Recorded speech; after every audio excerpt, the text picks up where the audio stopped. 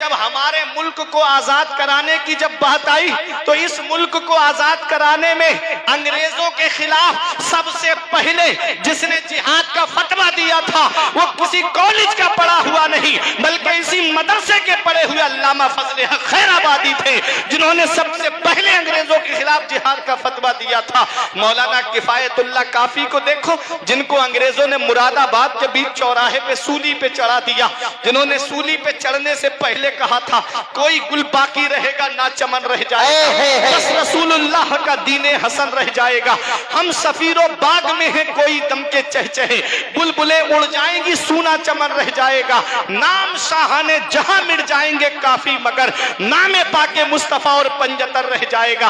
वो भी मदरसे ही के तो पड़े हुए थे। मौलाना मोहम्मद अली जौहर, जिन्होंने अंग्रेजों को ललकार के कहा था दौरे हयात आएगा कातिल कजा के बाद, है इब्तिदा हमारी तेरी इंतहा के बाद, कत्ले हुसैन असल में मर गए यजीद है, इस्लाम जिंदा होता है हर करबला के बाद। वो भी मदरसे ही के तो पड़े हुए थे। मौलाना इनायतुल्लाह काकौरवी, जिन्होंने इल्मे सर्फ की किताब इल्मो सेगा को लिखा है, जिनको अंग्रेजों ने काला पानी भेज दिया था, वो भी मदरसे ही के तो पड़े हुए थे। अल्लाह अकबर, ये मदरसे हमारी जरूरतों का नाम है, ये मदरसे हमारी जरूरतों का नाम है। इसी मदरसे के पड़े हुए तो हैं, आप देखें तो सही, अल्लामा रजा अली खां आला हजरत के दादा, वो भी तो मदरसे ही के तो पड़े हुए हैं। अल्लाह अकबर, ये मदरसे ही का प्रोडक्ट है। आप देखो, एक अंग्रेज लाड का कहना है कि जब हम आखिरी बादशाह बहादुर शाह जफर को दिल्ली के लाल किले से गिरफ्तार करके जब काला पानी रंगून लेके जा रहे थे तो चांदनी चौक में कोई पेड़ ऐसा नहीं था जिसके ऊपर किसी आलिम की गर्दन न लटकती हो।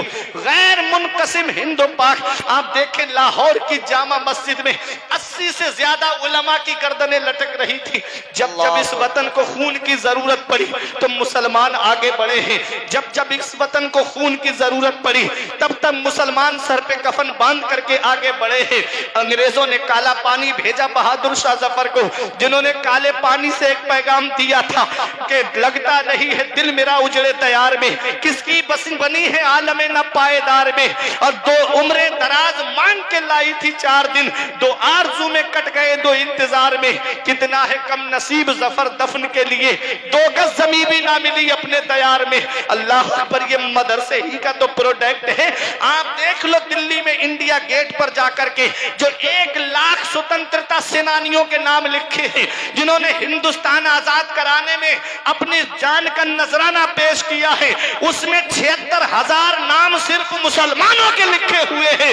ये हमारी शान है कि जब जब जरूरत पड़ी है हम आगे बढ़े हैं, जब जब जरूरत पड़ी है हम सर पे कफन बांध के आगे निकले हैं, गर्दन में हार डाले हैं। माहो नुजूम के गुजरा है इन हदों से मुसलमान, कभी कभी यूनानो मिस्र रूमा सब मिट गए जहां से, अब तक मगर है नाम बाकी, नामो निशा हमारा अब तक मगर है बाकी, नामो निशा हमारा। बातिल से दबने वाले ऐ आसमां नहीं हम 100 बार कर चुका है तू इम्तिहान हम। नारे तकबीर, नारे रिसालत, उलमाए अहले सुन्नत, मसलके आला हजरत अल्लामा फुरकान मंजरी साहिब क़िबला, नारे तकबीर, नारे रिसालत।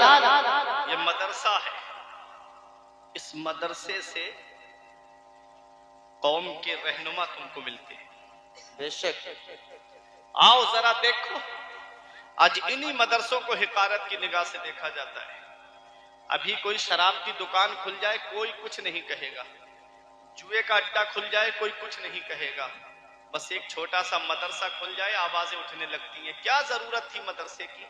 इमाम साहब पढ़ा तो रहे थे मस्जिद में, क्या जरूरत थी मदरसे की? तुम जानते हो ये मदरसा क्या है? मैं आपको बताता हूं। जब गुनाह ज्यादा होते हैं, गुनाहों की वजह से अय्याशियां ज्यादा होने लगती हैं, जब जिनाकारी ज्यादा होने लगती है, जब शराब नोशी ज्यादा होने लगती है, अल्लाह तबारक व तआला फरिश्तों को हुक्म देता है, फरिश्तों इस बस्ती को तबाह कर दो। फरिश्ते अजाब देने के लिए आ रहे होते हैं। सुबह को छोटे छोटे बच्चे सीने से कोई यस्सरनल कुरान लगा के जा रहा है, कोई कायदा बगदादी लगा करके मदरसा पढ़ने जाता है, कोई सूरह फातिहा का पारा सीने से लगा करके मदरसे की तरफ पढ़ने जाता है, कोई अम्मा यतसाअलून का पारा सीने से लगा करके मदरसा पढ़ने के लिए जाता है। अल्लाह फरिश्तों को हुक्म देता है, फरिश्तों वापस आ जाओ। फरिश्ते अर्ज करते हैं, मौला अभी तो तूने हमको बस्ती तबाह करने का हुक्म दिया, अब वापस क्यों बुला रहा है? तब फरमाता है, मेरी रहमत को ये गवारा नहीं कि जहां मेरा कलाम पढ़ा जाता हो मैं उस बस्ती को तबाह करूं, जहां कुरान की तिलावत होती हो मैं उस बस्ती में अजाब दूं। अरे इन मदरसों की वजह से अजाब उठा लिया जाता है, कुरान की तिलावत की बरकत से अल्लाह अजाब उठा लेता है। आज इन्हीं मदरसों को हिकारत की निगाह से देखा जाता है। अफसोस होता है, आज कोई ऐसा परफेक्ट मोमिन मुझको दिखा दो शरीयत की रोशनी में कि जिसको मैं सलाम करूं और वो परफेक्ट मोमिन हो। किसी के चेहरे पे दाढ़ी नहीं होती, किसी का लिबास इस्लामी नहीं होता। एक मदरसा है जहां से पढ़ने वाला आलिम हाफिज जो होता है, चेहरे पे सुन्नत रसूल होती है, लिबास इस्लामी होता है, नमाज का पाबंद होता है। आज उन्हीं को हिकारत की निगाह से देखा जाता है। अफसोस का मकाम ये है कि आज ये मदरसे, आज दरसगाहें सूनी हो गई, मस्जिदें वीरान हो गई। आज हमने सिनेमा हॉल आबाद कर दिए, मदरसे वीरान कर दिए।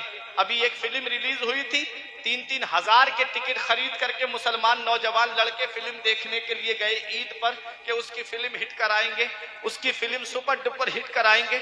अरे नादान, तू किसकी फिल्म की बात करता है जो तुझे पहचानता तक नहीं, जो तुझे जानता तक नहीं, तू उसकी फिल्म को हिट कराने की बात करता है। उस नबी की शान जरा देख, जो नबी मेरा दुनिया में आया तो हम गुनाहगारों को याद करता हुआ आया। जब मेरा नबी मेराज को तशरीफ ले जा रहा है तो हम गुनाहगारों को याद कर रहा है। मेरा नबी रब के कुर्बे खास में पहुंचा तो हम गुनाहगारों को याद कर रहा है। मेरे आका जब इस दुनिया ज़ाहिरी से तशरीफ ले गए, कब्र अनवर में उतारा गया तो लब हिल रहे थे। सहाबा में से हजरत फजल बिन अब्बास या हजरत उमर फारूक आजम, इनमें से किसी एक